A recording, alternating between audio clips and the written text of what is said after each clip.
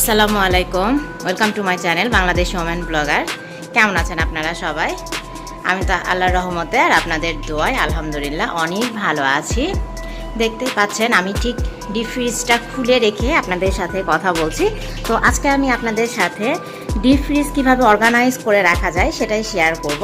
তো আমিও আমার ডিপ ফ্রিজটা আপনাদের সাথেই শেয়ার করতে করতে অর্গানাইজ করব। আমার ডিপ ফ্রিজটা দেখেন বেশ বড় সড়ো, বাট অর্গানাইজ করা নেই। আমার এই যে মাছ মাংসগুলো এখানে আর কি কিছু আছে, এই ডালার ভিতর আছে, তো এগুলো একটু এলোমেলো হয়ে আছে। এই পাশটাতেও দেখেন বেশ এলোমেলো হয়ে আছে। তো এই পার্টটা সাজানোর জন্য আমি টুকিটাকি কিছু শপিং করতে হবে আমার। তো এখন আমি আপনাদেরকে নিয়েই শপিংয়ে বের হব। নিচের পার্টটাও একটু শেয়ার করি আপনাদের সাথে। ভেজিটেবল বলতে আমার ফ্রিজে শুধুমাত্র একটা বাঁধাকপি আছে, একটা শসা আছে, আমাকে ভেজিটেবলও সব করতে হবে। তো এইটাও খোলা যায় আমার, এটাও আমি একটু অর্গানাইজ করব। এই যে দেখেন আমি একটা মোটা কিচেন টিস্যু ব্যবহার করে যে ভেজিটেবলগুলো আমার ছিল সেগুলোকে ছোট ছোট পলিথিনে করে এখানে রেখে দিয়েছি। তো এই পার্টটাতেও আমি এই যে কিচেন টাওয়ালটা আছে, এই কিচেন টাওয়ালটা বিছিয়ে ভেজিটেবল রাখি সব সময়।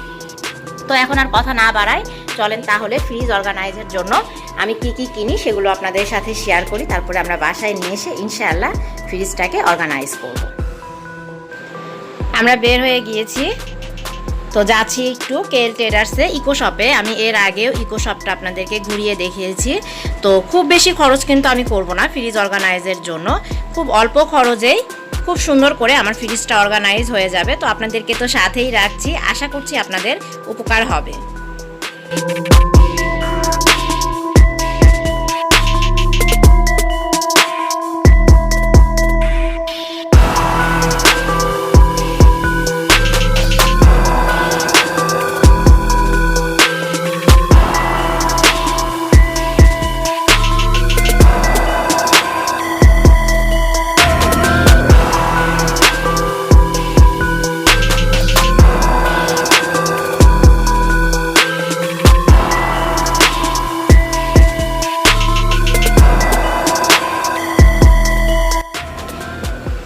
আমরা ইকো শপে চলে এসেছি, তো চলেন তাহলে ভিতরে যাওয়া যাক আর অর্গানাইজের জিনিসগুলো কেনা যাক। তো ভিতরে ঢোকার আগেই আমার চোখ আটকে গিয়েছিল ঠিক এই জায়গাতেই, এত সুন্দর কিছু ফুল এনেছে। তো আজকে তো আর ফুল কিনবো না, তো এই জন্যই সরাসরি ওপরে চলে আসলাম। তো আমি এই যে অর্গানাইজের জিনিসগুলো কিনতে থাকি, আপনারা আমার সাথেই থাকুন, দেখতে থাকুন আমি কি কি কিনি। ইনশাল্লাহ বাসায় যেয়ে কীভাবে অর্গানাইজ করি সেটা তো শেয়ার করবই।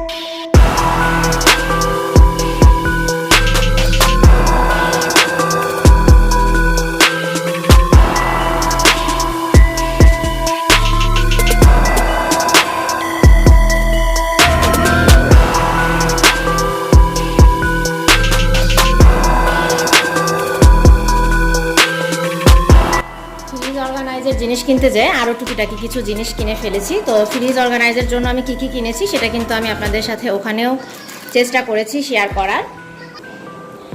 আর এখানে আরও টুকিটাকি কিছু হচ্ছে যে স্ক্রাব নিয়েছি, একটা পাপোশ নিয়েছি, এগুলো সবই আর কি টুকিটাকি কেনাকাটা করেছি। তো এগুলো আর এখন শেয়ার করার কিছুই নেই, আমি ফ্রিজটা অর্গানাইজ করি। আমি যে ফ্রিজটা আপনাদেরকে আগেও দেখিয়েছি যে এরকম এলোমেলো অবস্থায় আছে। তো এখন এগুলোকে আমি একটা ডালায় বের করে নিব, নিয়ে তারপরে অর্গানাইজ করে আপনাদের সাথে শেয়ার করছি আমি কিভাবে অর্গানাইজ করছি। আমি ফ্রিজ থেকে সব কিছু নামিয়ে এই জায়গাটা দেখাই, এখানে আমি একটা কিচেন টিস্যু দিয়ে রেখেছি, তাহলে আর কি ফ্রিজটা আরও একটু ক্লিন থাকে। তো আগে সব কিছু উঠাই, তারপরে আপনাদের সাথে শেয়ার করছি কোথায় কি রেখেছি আমি। এই যে দেখেন আমি সব কিছু আলাদা আলাদা করে নিয়েছি। এই ঢাকনাগুলো দেয়া যাবে না, ঢাকনাগুলো আমি অন্য কোনো কাজে ব্যবহার করব, এগুলো আলাদা করে রেখে দিব। এই যে বক্সটা, এই বক্সের ভিতর আমি রুফায়দার চিজ রেখেছি। তারপরে এই যে ফ্রেঞ্চ ফ্রাইগুলো কিন্তু বাজার থেকে কিনে আনা, সেগুলোকে আমি ছোট ছোট জিপ লকে করে রেখেছি। এগুলো হচ্ছে নাগেট, এগুলো বাজার থেকে কিনে আনা, কিন্তু আমি সেগুলোকে ছোট ছোট জিপ করে এর ভিতর রেখে দিয়েছি। এগুলো হচ্ছে যে মটরশুঁটি। তো এইভাবে জিপ করে রেখে দিলে আমার যখন যে প্যাকেটটা প্রয়োজন আমি সেটাকে নিয়ে রান্না করতে পারি। তো এটাকে আমি এই সাইডটাতে এভাবে রেখে দেব। এরপরে যেটা আছে এটার ভিতর আমি সব মাছ রেখেছি, ছোট বড় মিলিয়ে আমি মাছগুলো রেখে দিয়েছি।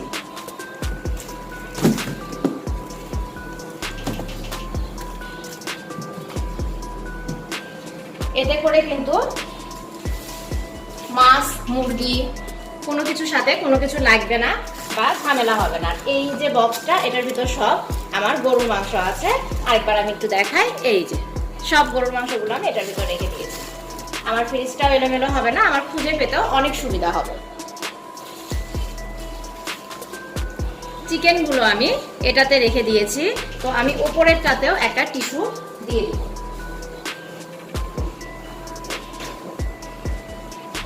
এই যে কিচেন টিস্যু, এটা আমি ঠিক এই জায়গাটাতে একটা দিয়ে দিব।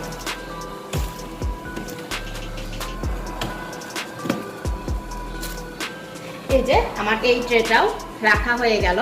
তো আরও রাখবো, সেগুলোর আগে এই জিনিসটা আপনাদের সাথে একটু শেয়ার করি আমি। এইখানে হচ্ছে যে এই দুটাতে আছে আইস ট্রেগুলো, এই যে আইস রাখা আছে। আর ওপরের যে এইখানে একটা ড্রয়ার ছিল, বাট যেহেতু ফ্রিজটা আমার হাউস ওনারের দেওয়া, এই ড্রয়ারটা আমি পাই নাই। এইখানে আমি রেখেছি এই যে এই আইস ট্রেটার ভিতর আমি ধনিয়া পাতা একদম বেটে কিউব করে রেখে দিয়েছি। আমার কাছে ধনিয়া পাতা রাখার এটাই সবচেয়ে সহজ উপায় মনে হয়েছে। এখানে কিছু দুধ আছে, কারণ সব দুধ তো আর একবারে লাগে না, তো এই জন্য কিছু দুধ আমি ডিপ করে রেখে দিয়েছি। নিচেও একটা আপনারা ডালা দেখতে পাচ্ছেন, এই ডালাটার ভিতর শুধুমাত্র এই যে মাগুর মাছ, শিং মাছ এগুলো রাখি রুফায়দার জন্য। এটাও আমি আলাদা করে এখানে রেখে দিয়েছি। আর এই দুটো হচ্ছে আইসক্রিম আছে, দুটাতেই আইসক্রিম আছে। তো এইটাও আমি এখানে এভাবে রেখে দিয়েছি। এটার ভিতর আইসক্রিম 2 বক্স আছে। আর এই পাশটা আমি একটু দেখাই, ছোট যে মাছগুলো নিয়ে আসি বাজার থেকে, ছোট মাছগুলো আমি সাধারণত এই সাইডের পাটটাতে রাখি। এই যে মাছগুলো আমি কাটা আপনাদের সাথে শেয়ার করেছিলাম। এখানে হচ্ছে মাছের ডিম রেখেছি, তো সাইডে রাখলে এটা সুবিধা হয়। আর আমি যে রেগুলার রুটি আর পরাটাটা খাই, সেটা আমি এই সাইড পাটটাতে রাখি। আর একটা ট্রে আমার আছে, এই যে একটা ছোট্ট ট্রে আছে। এই ট্রেটার ভিতর রুফায়দার জন্য রেগুলার যে আমি মুরগি রান্না করি, সেই মুরগিগুলোকে ছোট ছোট প্যাকেট করে আমি ওর ভিতর রেখে দিয়েছি। তো এইভাবেই আমি আমার ডিপ ফ্রিজটাকে অর্গানাইজ করে রেখেছি। এতে করে আমার কাজের সময়ও খুব সুবিধা হয়, জিনিসগুলো খুঁজে পেতে অনেক সুবিধা হয়। আমার এলোমেলো হয়ে থাকছে না কোনো কিছু। নর্মালি আমি এই জিনিসগুলোকে আলাদা আলাদা করে রাখতাম, তো এখন চিন্তা করলাম যে না, এভাবে না রেখে যদি এরকম অর্গানাইজ করে রাখা যায় তাহলে আসলে অনেক সুবিধা হবে। তো আপনাদের সাথে পুরোটাই শেয়ার করলাম আমি। অর্গানাইজার জিনিসগুলো কোথা থেকে কিনে এনেছি সেটাও শেয়ার করেছি। খুব অল্প খরচেই কিন্তু আমার ফ্রিজটা অর্গানাইজ হয়ে গিয়েছে। এই জিনিসগুলো কিনতে কিন্তু আমার খুব বেশি খরচ হয় নাই, কারণ এক একটা ডালা আগেই বলেছি যে পার পিস 2 টাকা 10 পয়সা নিয়েছে, মানে বাংলাদেশি টাকায় প্রায় 42-43 টাকার মতো হবে। তো এই খরচ করেই কিন্তু আমি খুব সুন্দরভাবে আমার ফ্রিজটাকে সাজিয়ে ফেলতে পেরেছি। আশা করছি আপনাদের ভালো লেগেছে। তো ফ্রিজ অর্গানাইজ কেমন লাগলো অবশ্যই আমাকে কমেন্ট করে জানাবেন। ভালো লাগলে লাইক দিবেন, শেয়ার করবেন। তো আজকের মতো আল্লাহ হাফেজ, সবাই ভালো থাকবেন, সুস্থ থাকবেন।